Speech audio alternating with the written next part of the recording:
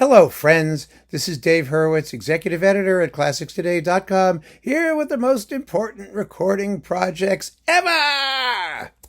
And today's most important recording project ever is one of desperately amazing, stunning historical importance. I'm not kidding, it really is. It's the complete Shostakovich symphonies with the Moscow Philharmonic under Kirill Kondrashin on Melodiya. I mean, there are many reasons why this is just a stunningly important series of recordings. First of all, they were made during the composer's lifetime. That is a big deal. They carry his imprimatur, more or less. I mean, it's not like he autographed each one, but it's a complete cycle of works that at the time in the Soviet Union were very controversial. And not only that, this was not one of those deals where, as happens today, someone comes up in the studio or they program like all the Shostakovich symphonies in a season. They record them all within a period of a year or two. And then voila, 15 Shostakovich symphonies. No, indeed. These began in 1962 and went until 1974. And when they started, the 15th Symphony, for example, hadn't even been written. And neither had, some of the others, 14 and 13 and whatnot. So it really was astonishing. And the first of them, I believe, I'm looking at the recording dates, was I think the fourth, which was recorded in 1962. And that was basically a premiere because the work wasn't even played. It was withdrawn and never performed until 1962.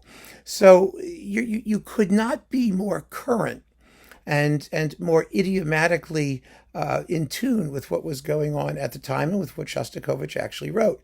The performances themselves are mostly marvelous. The Moscow Philharmonic was a fine orchestra. Kondrashin had them very, very well trained. They play very, very powerfully.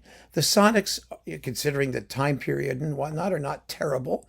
They're a little bit shallow here and there. Now, these discs are not the ones that originally came in this box, because when this box came out, the sound was bad, and they were, there were the first two bars of the 10th Symphony were missing, and there were all kinds of other issues. But these are, in fact, individual discs that were issued on Japanese BMG Melodiya, which usually meant higher quality standards, as indeed was the case here. These sound pretty good, and they're in good shape. So there you go. I mean, some of the other issues with this cycle that are kind of unique, the 13th Symphony, Babi Yar, was recorded in 1967. Now, that symphony caused all kinds of problems because it was about anti-Semitism, and Yevtushenko's poems were controversial, and under political pressure from the government, he altered the text of the first of them, and the altered text was the one that was used in this recording. Since then, on some pirate Russian labels like Russian Disc or some other things, I don't know if they still exist, the original performance, some live stuff has come out with the original words, but you can get the original text however you want it, and the alterations he made were rather small, quite frankly.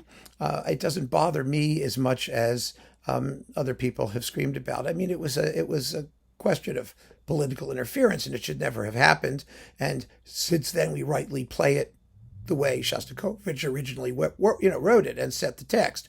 But, that's what you get here. Kondrashin, as an interpreter of Shostakovich, was very quick. He was a quick guy, and I like that. I like it for the most part because it makes the music, it makes the music not just more exciting, but, Shostakovich can have dead spots. He really can. I mean, if I'm looking at, let me just look at one of these here. I think the one with the most difficult to place sonics, let me see here, is the 8th. This was recorded in 62, at the same time as the 4th. And he gets through the first movement in 23 minutes and 56 seconds. It can take half an hour these days. Some people just stretch it out interminably. There's more to life than sitting through the first movement of Shostakovich's 8th Symphony played at rehearsal tempos. I mean, it can be very powerful if it's done that way, if you could sustain it. I mean, it's a lot of ifs.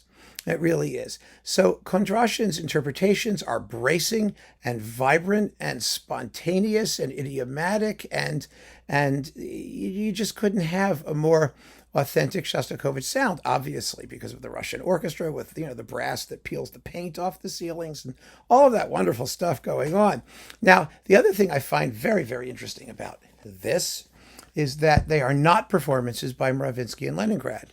Ravinsky's Shostakovich recordings are rather select. I mean, he didn't do anything in the studio, of course, for Shostakovich or just about anybody else. But beyond that, he conducted the premieres of a lot of these symphonies and broke with Shostakovich later. He refused to do Babi Yar, for example. And so there were maybe it was anti-Semitism, maybe it was political pressure, which is what I think it was. Ravinsky may have been a dictator in front of the orchestra, but he was a coward politically. Kondrashin wasn't. So the fact that these recordings got made, that they got made at all, they got made as part of a sustained effort that lasted for like 12 years over such a period in the Soviet Union in those times is really a special thing. It's a majorly special thing. And as a result, it's not just that the performances have an impact and spontaneity that really is second to none. It's also simply a question of the historical significance of what they are, of what they represent. And I love this set. I mean, it's a personal thing too, of course. I mean, I love the performances, but I can definitely assert without, I think, any chance of being challenged on this point that these stand with the most important recordings ever.